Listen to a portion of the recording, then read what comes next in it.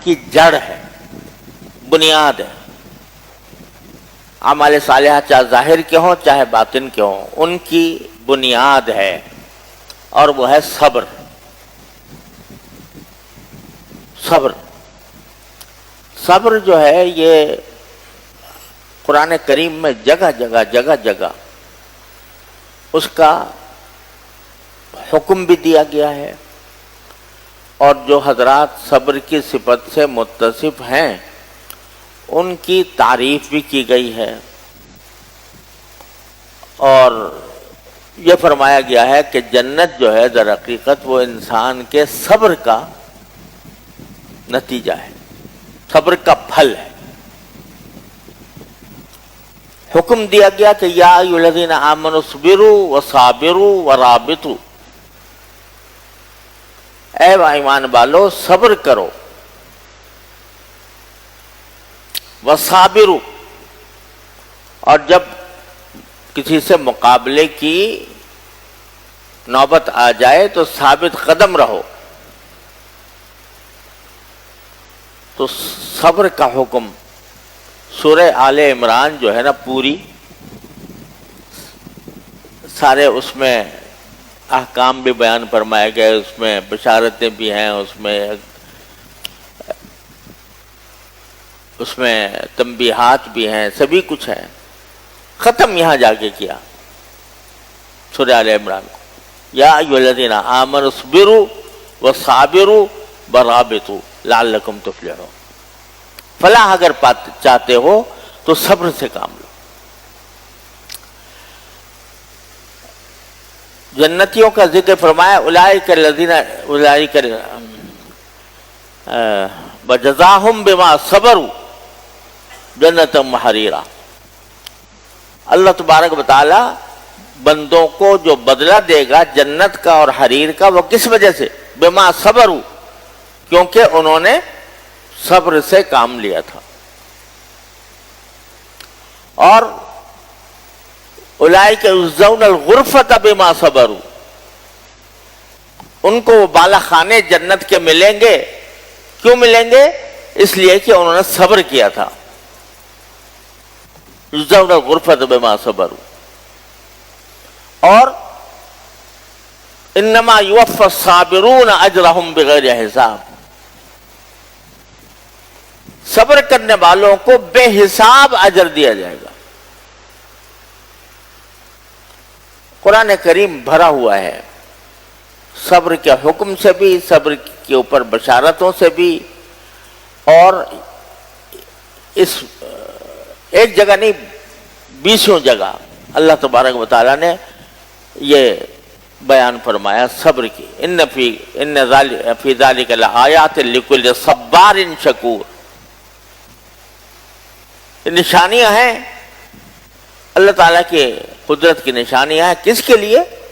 جو خوب صبر کرنے والا ہو اور خوب شکر کرنے والا ہو۔ غرض یہ کہ صبر کو ایک بنیادی اہمیت عطا فرمائی ہے قرآن کریم نے، اور جنت کو اس کا پھل بتایا ہے کہ جنت کا جو پھل ملے گا وہ صبر کے بدلے میں ملے گا۔ اب صبر ہے کیا چیز؟ ہمارے عام محاورے میں تو عام طور سے صبر اس کو کہتے ہیں کہ بھئی کسی کو کوئی تکلیف پہنچی، کسی کو کے ساتھ کوئی زیادتی ہوئی، وہ انتقام لینے کے بجائے وہ آدمی صبر کر جائے، یا کوئی مصیبت آئی، کسی کا انتقال ہو گیا، تو اس میں انسان کو جزا فضا نہ کرے، بابیلا نہ کرے، اس کو صبر سمجھا جاتا ہے عام طور پر۔ ہے صبر، یہ بھی صبر کی ایک قسم ہے، لیکن قرآن کی اصطلاح میں صبر کے اصل معنی یہ ہے کہ انسان اپنے نفس کو باندھے۔ صبر کے اصل میں عربی زبان میں صبر کے معنی ہے باندھنا۔ تو صبر کا مطلب یہ ہوتا ہے کہ انسان اپنے نفس کو باندھے۔ باندھنے کا کیا مطلب کہ چاہے دل میں تقاضا، نفس میں تقاضا اس کے خلاف ہو رہا ہو، لیکن وہ اس نفس کی مخالفت پر اپنے دل کو باندھ لے، یہ ہے صبر۔ دل چاہ رہا ہے کہ میں لحاف میں، سردی ہو رہی ہے، فجر کا وقت ہے، اور دل چاہ رہا ہے کہ لحاف میں پڑا رہوں۔ اب یہ جو نفس کا تقاضا ہے کہ میں پڑا رہوں اور پرواہ نہ کروں، نماز جا رہی ہے تو جائے، تو یہ جو تقاضا ہے، اس تقاضے کو مٹا کر اپنے نفس کو باندھنا اس پر کہ نہیں، یہ لحاف بھی چھوڑوں گا، یہ گرماہٹ بھی چھوڑوں گا، اٹھ کے وضو کروں گا، نماز پڑھنے کے لیے جاؤں گا،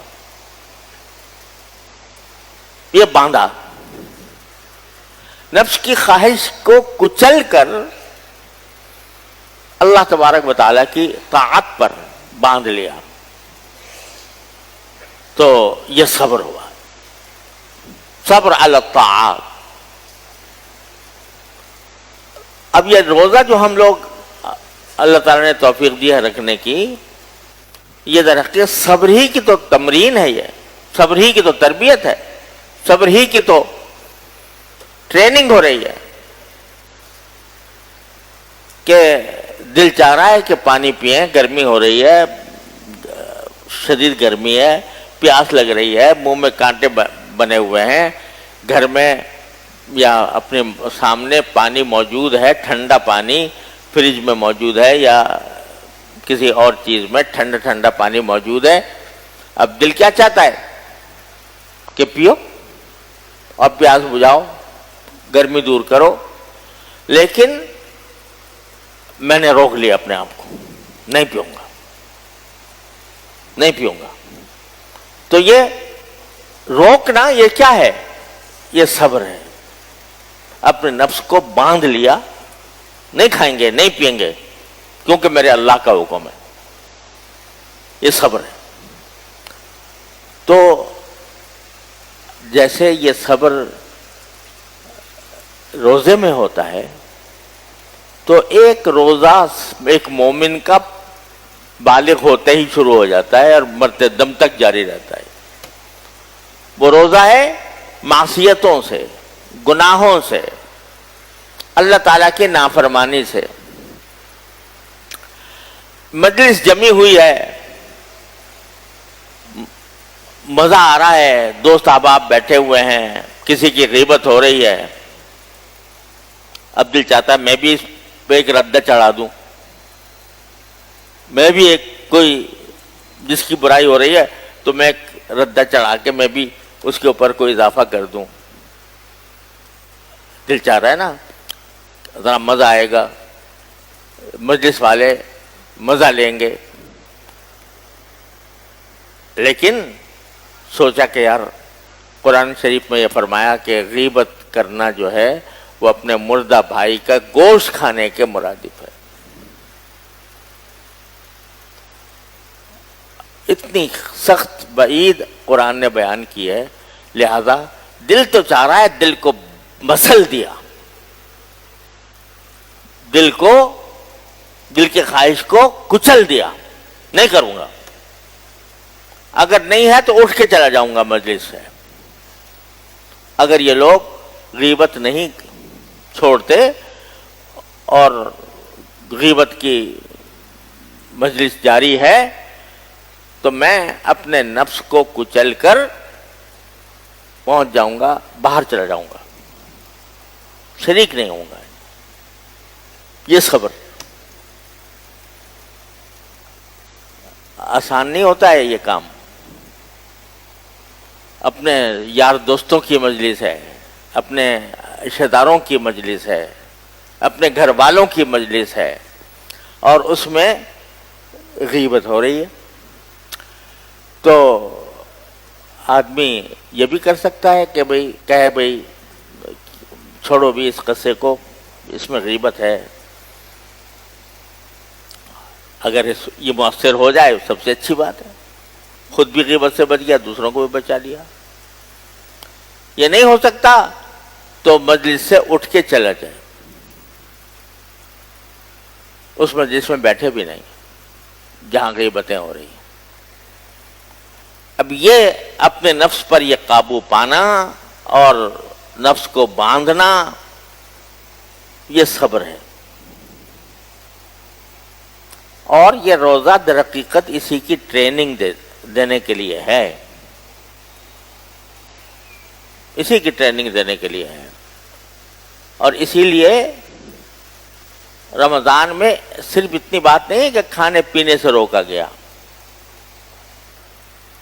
کھانے پینے سے روکا گیا، یہ تو ہے ہی ٹھیک ہے، لیکن ساتھ ہی یہ بھی کہا گیا کہ اگر تم سے کوئی لڑائی کرنا چاہے تو کیا کہو کہ میرا روزہ ہے۔ کیا مطلب؟ بھئی ایک آدمی لڑائی کر رہا ہے تو وہ ہو گیا ہے، مشتعل ہو گیا ہے، غصے میں آ گیا ہے، آپ کو برا بھلا کہہ رہا ہے، آپ کے ساتھ زیادتی کر رہا ہے، تو شریعت نے بھی اجازت دی ہے کہ بھئی کوئی اگر تمہارے ساتھ زیادتی کرتا ہے تو اتنی زیادتی تم بھی کر لو اس کے ساتھ۔ یہ اجازت ہے کہ نہیں شریعت کی طرف سے کہ جتنی زیادتی اس نے کی ہے اتنی ہی تم بھی کر لو؟ لیکن روزے دار سے کہا جا رہا ہے کہ نہیں، وہ بھی نہیں کرنا، وہ بھی نہیں کرنا، جتنا تمہارا حق ہے، عام حالات میں جائز ہے، وہ بھی نہیں کرو۔ کہو بھئی میرا روزہ ہے، میں لڑائی نہیں کر سکتا۔ یہ کیا ہے؟ نفس کی خواہش کو کچل کے اللہ کے حکم پر نفس کو بند کر دینا، محبوس کر دینا، قید کر دینا کہ یہ نہیں ہوگا۔ تو پتہ چلا کہ صرف کھانے پینے پہ رکاوٹ نہیں ڈالی ہے شریعت نے، بلکہ اپنے وہ جائز حقوق جو عام حالات میں جائز تھے وہ بھی چھوڑ دو روزے کے تقدس کا خیال کرتے ہوئے۔ بھئی اگر کسی نے مجھے ایک تھپڑ مارا، مجھے شرعاً نے اجازت ہے کہ میں ایک مار دوں اس کو، ایک مار دینے کی اجازت ہے کہ نہیں ہے کہ بھئی میں اس کا بدلہ لے سکتا ہوں، مجھے اللہ نے اجازت دی ہے۔ لیکن سرکار دو عالم صلی اللہ علیہ وسلم فرما رہے ہیں یار روزے سے ہو، اس میں تم ایک تھپڑ بھی مت مارو، بلکہ اس کے جواب میں کہہ دو میرا روزہ ہے۔ تو یہ کیوں؟ اس لیے کہ روزے کے ذریعے تربیت کرانی مقصود ہے صبر کی۔ تو صبر کام دیتا ہے جو طاعات ہیں ان کی بجاوری میں بھی۔ طاعت میں سستی ہو رہی ہے تو سستی کا مقابلہ کرنا پڑتا ہے، مقابلہ کر کے وہ صبر ہے۔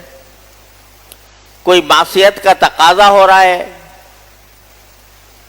دل مچل رہا ہے کہ یہ کام کر لوں۔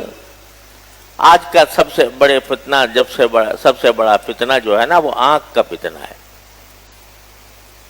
آنکھ کا فتنہ آج کے ہمارے دور کا سب سے بڑا فتنہ آنکھ کا فتنہ ہے کہ اس کو قابو کرنا جو ہے نا یہ معاشرے کے چلن کے حساب سے مشکل نظر آتا ہے۔ پہلے آنکھوں کی حفاظت اس طرح ہو جاتی تھی کہ آدمی بھئی باہر نہ نکلے، باہر نکلے گا تو نگاہ جو ہے غلط سلط جگہوں پر پڑ سکتی ہے۔ اب تو ساری فحاشی، ساری عریانی، سارے معصیتیں تمہارے جیب میں پڑی ہوئی ہیں، اور اگر باہر نہ نکلو، گھر میں رہو، اپنے کمروں میں مقید رہو تو اور زیادہ خطرہ ہے۔ پہلے تو باہر نکلنے سے خطرہ ہوتا تھا نا، اب اپنے گھر میں رہنے سے، کمرے میں تنہا رہنے سے خطرہ ہے۔ اب اس آنکھ کا کے لیے آنکھ کو لذت دینے کے لیے دل مچلتا ہے، اور نفس اور شیطان تعبیلیں بھی سجاتے ہیں کہ چلو یار تھوڑی دیر کے لیے لے لو، پھر توبہ کر لیں گے، استغفار کر لیں گے۔ ہم نے سنا ہے بزرگوں سے کہ ہر چیز کا مداوع استغفار سے ہو جاتا ہے، توبہ سے ہو جاتا ہے۔ ہم نے تو سب جگہ یہی سنا بزرگوں سے۔ تو کر لو تھوڑی دیر اور مزہ لے لو، پھر استغفار کر لیں گے، توبہ کر لیں گے۔ اب یہ نفس کا تقاضا ہے اور شیطان کی تعویل ہے۔ یاد رکھو، توبہ کی بھروسے پر گناہ کا ارتکاب انتہائی خطرناک چیز ہے۔ توبہ کے بھروسے پر کہ میں توبہ کر لوں گا، لاؤ اب کر لیتا ہوں، یہ انتہائی خطرناک چیز ہے۔ کیونکہ پہلی بات تو یہ ہے کہ کچھ پتا ہے کہ اس وقت تک زندگی رہے گی، موقع ملے گا نہیں نا، لہذا کیا پتا العیاذ باللہ وہ گناہ کرتے کرتے موت آ جائے، تو پھر گناہ کرتے کرتے موت آ گئی العیاذ باللہ، تو پھر کہاں گئی توبہ، کہاں گیا استغفار۔ اور دوسری بات یہ کہ اگر گناہ کر لیا توبہ کے بھروسے پر العیاذ باللہ، تو گناہ کی ایک خاصیت ہے، گناہ کی خاصیت ہے، ایک ایسی خطرناک خاصیت ہے گناہ کی کہ جو ہمارے لیے انتہائی تشویشناک ہے۔ وہ کیا کہ گناہ جو ہے وہ جرأت پیدا کر دیتا ہے، گناہ دوسرے گناہ کے اوپر کی طرف کھینچتا ہے، اور جب تک گناہ کیا ہوا نہیں ہوتا اس وقت تک ایک رکاوٹ ہوتی ہے، یار یہ ہے برا کام، غلط کام ہے، نہ کروں تو اچھا ہے، نہ کروں تو اچھا ہے۔ ایک مرتبہ کر لیا، جرأت ہو گئی گناہ کے اوپر، تو وہ جو رکاوٹ تھی وہ ختم ہو گئی۔ اب کل کو بھی شیطان کہے گا یار کل کیا تھا نا، استغفار کر لیا تھا، معاف ہو گیا تھا، توبہ ہو گئی تھی، آج پھر کر لو۔ تو کیا ہوگا کہ وہ شیطان بہکائے گا کہ ایک گناہ دوسرے گناہ کو کھینچے گا، نیکی نیکی کو کھینچتی ہے، گناہ گناہ کو کھینچتا ہے۔ تو کرنے کے بعد تم کہاں کس جگہ جا کر رکو گے یہ کہاں پتہ نہیں۔ اگر توبہ کے بھروسے پر تم نے اپنے نفس کا کہنا مان لیا تو اس کا معنی یہ ہے کہ تم نے پہلے ہی سپر ڈال دی، پہلے ہی ہتھیار ڈال دیا کہ آ بھائی شیطان آ جا، تیرا میں استقبال کرتا ہوں، تیرا استقبال کرتا ہوں، آ جا تو، مجھے پتا ہے میرے پاس توبہ کی ڈھال ہے، بعد میں کر لوں گا، تو آ جا۔ وہ جب آئے گا تو اپنے لاؤ لشکر کے ساتھ آئے گا،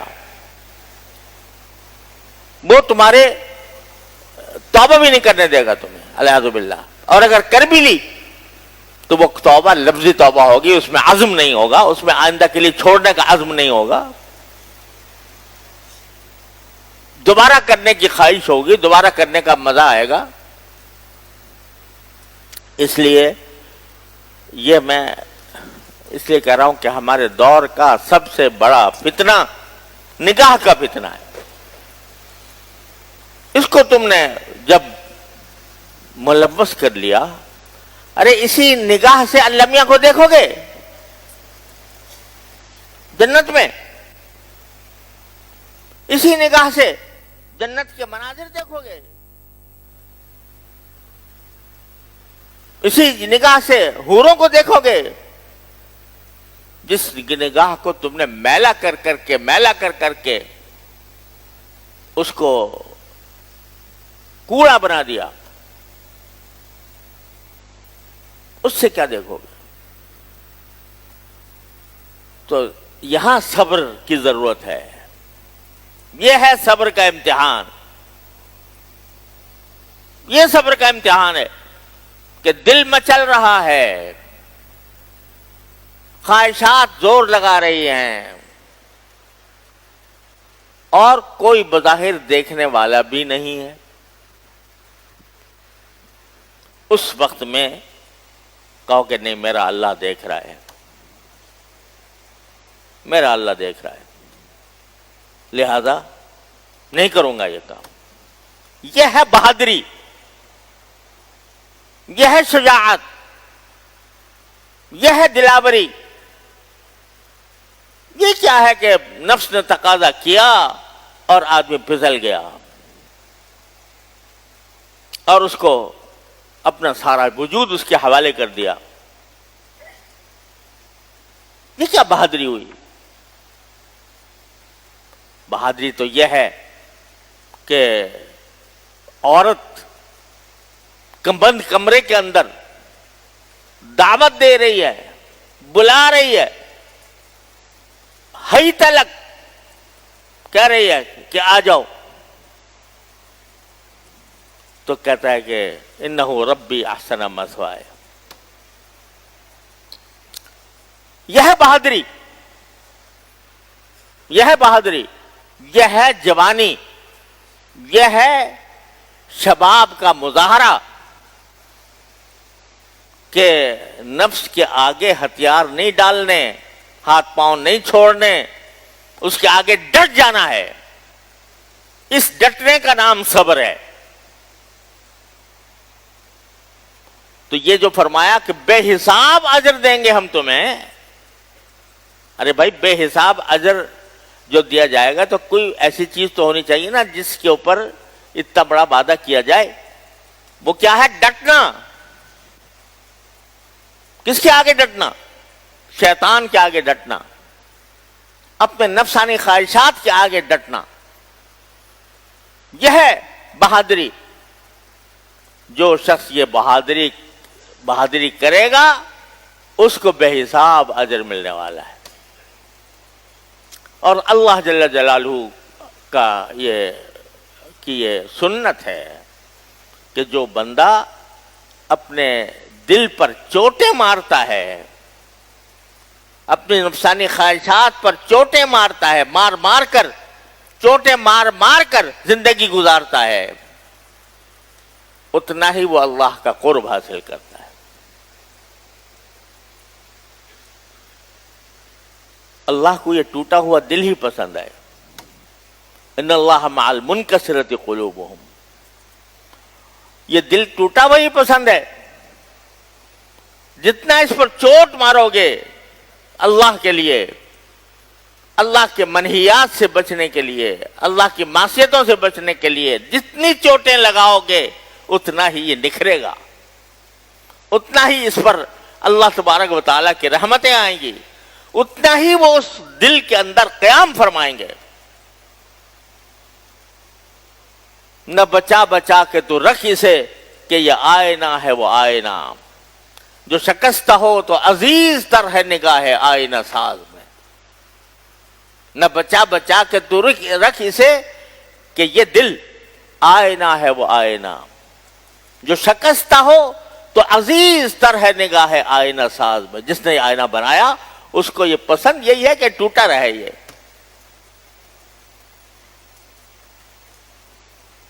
یہ ایسا نہیں ہے کہ یہ صبر کی جد و جہد جو ہے یہ ایسی رائے گاہ چلی جائے۔ یہ دل کو باری تعالیٰ کی تجلی گاہ بنانے والی چیز ہے۔ اللہ تبارک و تعالیٰ اس پر، میں نے کبھی شعر کہا تھا، ایک مشہور مصرع ہے کسی شاعر کا کہ درد دل دے کے مجھے اس نے یہ ارشاد کیا، درد دل دے کے مجھے اس نے یہ ارشاد کیا. یہ ایک مشہور شاعر کا مصرع ہے، اس نے دوسرا مصرع کچھ اور ہے. میں نے اس پر گرہ لگائی تھی کہ درد دل دے کے مجھے اس نے یہ ارشاد کیا، ہم اسی گھر میں رہیں گے جسے برباد کیا، ہم اسی گھر میں رہیں گے جسے برباد کیا. یہ دل جو ہے جب اس کو تم برباد کرو گے نا، کیسے برباد کرو گے کہ دل مچل رہا ہے گناہ کے لیے اور تم ڈٹ کر اس کا مقابلہ کر لو گے تو برباد ہوگا.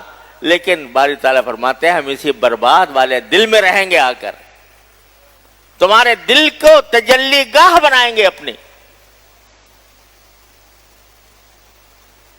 تو اسی لیے جو حدیث میں آتا ہے کہ جب کوئی اللہ کا بندہ اپنی نظر کی حفاظت کرتا ہے تو نظر کی حفاظت کر کے اس کو جو نظر میں لذت آتی اس سے زیادہ ہم حلاوت عطا فرما دیں گے. اس کو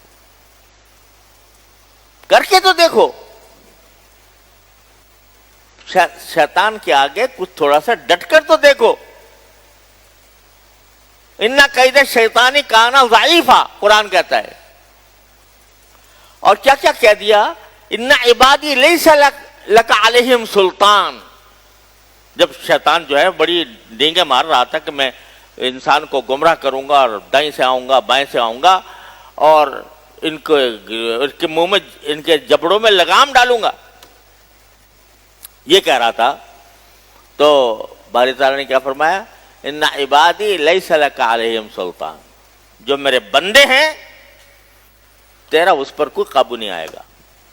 جو میرے بندے یعنی جو بندگی کا احساس رکھتے ہیں، اپنے اللہ کا بندہ ہونے کا احساس ان کے دلوں میں موجود ہے، روشن ہے، ان پر تیرا کوئی قابو نہیں چلے گا. ان عبادی لیس لک علیہم سلطان.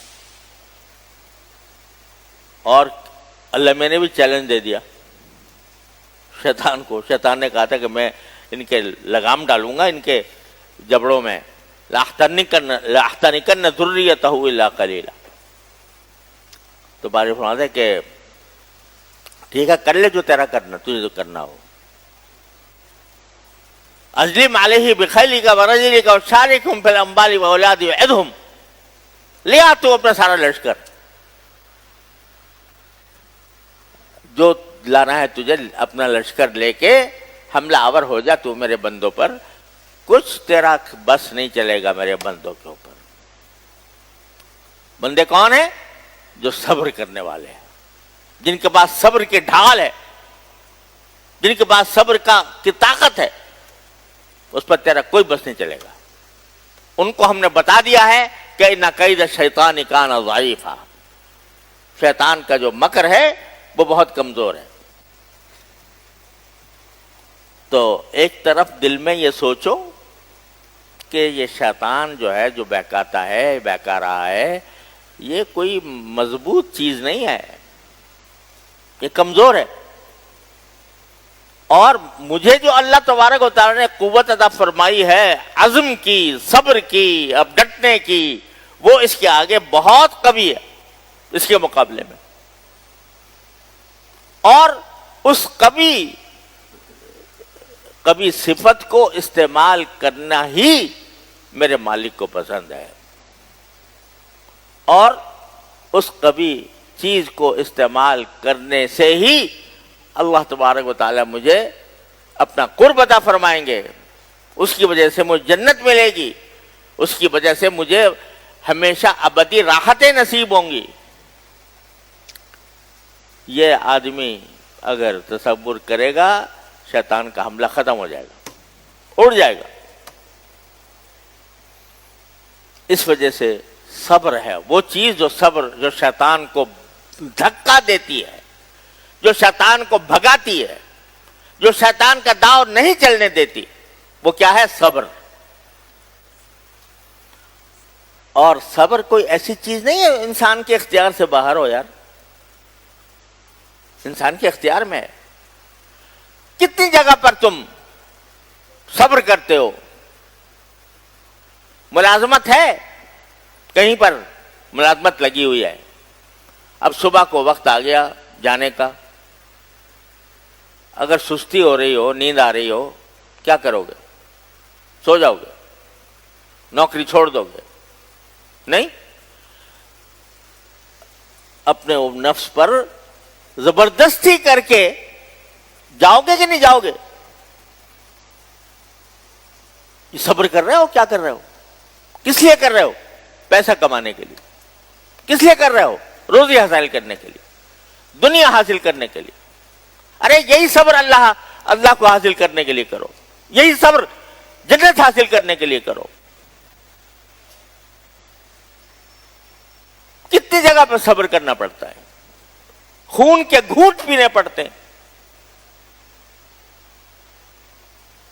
ایک کسی صاحب اقتدار کے پاس پہنچ گئے، وہاں وہ بکواس کر رہا ہے، تمہیں برا بلا کہہ رہا ہے، ڈانٹ رہا ہے، ڈپٹ رہا ہے، پتہ نہیں کیا کچھ کر رہا ہے.